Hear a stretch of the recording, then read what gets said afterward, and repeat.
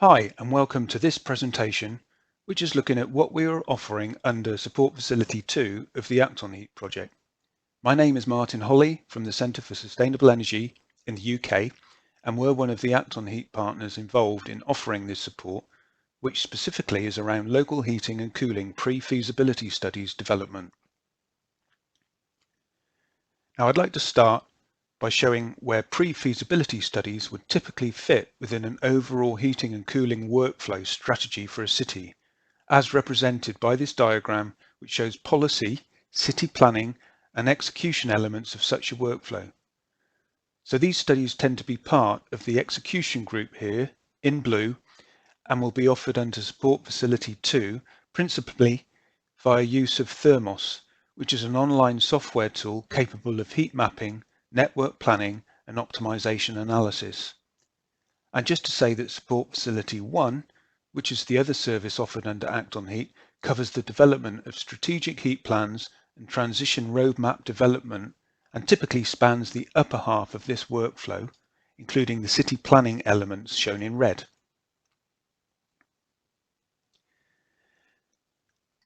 So the objective of Support Facility 2 is to help with the development of local heating or cooling pre-feasibility studies as part of local area heat decarbonisation projects. And this support can be broken down into three parts, as you can see. First of these concerns definition of the support facility, which largely depends on the types of projects we'll be dealing with and how we categorise them, so that we end up with tailored support packages with predefined structures. The second is around the delivery of the support based on the use of the THERMOS tool, with a target of at least 30 projects supported during the onHeat project. And the third will provide further guidance on financing and governance to 15 of the pre-feasibility projects undertaken in B. Now, looking at these in a bit more detail, in defining the support facility output, we'll first be analysing batches of your project proposals by considering what they say about stakeholders, their technical capabilities, objectives and constraints, and the availability of local data. The results will then inform how we allocate packages of support, which will be based on the same kind of project characteristics, including the project scale. Each project will then be asked to complete a pre-feasibility study template, which provides an introduction to the tool and helps in the sourcing of baseline data needed along with templates for recording network scenario analysis and the presentation of results. In delivering the support, we'll be using a dedicated onHeat THERMOS server, as opposed to the public version, and we kick off with a workshop for the onHeat and client teams to meet and discuss things like roles, data needs, and work program. This will then lead on to the analysis itself, which will include a number of breakpoints for all parties to review results, work up scenarios, and iterate the analysis as needs be. Now, a bit more detail on what we do with THERMOS. We'd first be offering training sessions and demonstrations for users, and for now you can read more about the THERMOS project at the website shown in the top right of the slide. So the first stage is all about setting up a project within the tool in preparation for the analysis.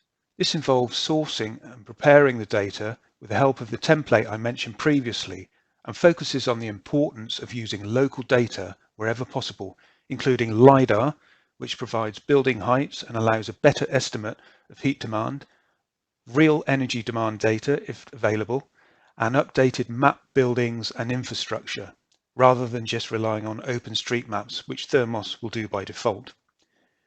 The extent of this data will then determine the next bit, how the tool estimates heating and cooling demands before creating a heat map in the tool's user interface.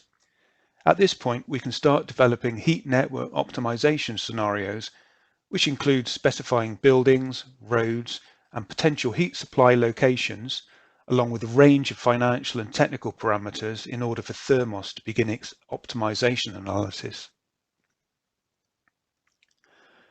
So network optimization is really at the heart of THERMOS, and it's a highly complex calculation made easy by the tool's algorithms so that scenario adjustment and repeat optimizations can be done quickly for both networks and separately for energy supply. And throughout the work with THERMOS, we'd offer the chance for you to be directly involved through the tool's online collaboration feature, where mapping, analysis and results can be shared and worked on jointly.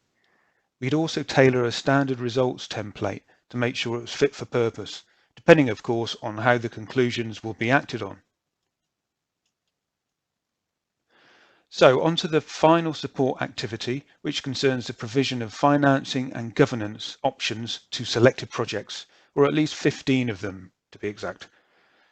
So those projects where the THERMOS-based analysis has indicated the best chance of success will be offered further support involving structured interviews with onHeat experts to assess tailored financing options and potential project governance solutions. And the conclusions will be set out in a report to accompany the pre-feasibility outcomes. And finally, just to summarise what we'd need from you as a participant in onHeat. At the beginning of the support, we'd mutually draw up a collaboration agreement which defines roles, support activities, workflow and data needs.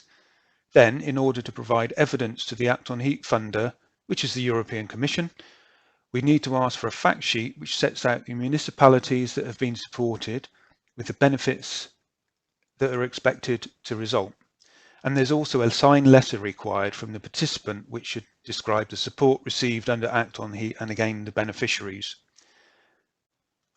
Now that brings me to the end of this overview of onHeat Support Facility 2, and I hope it's been useful in encouraging you to apply if you think you have a suitable project.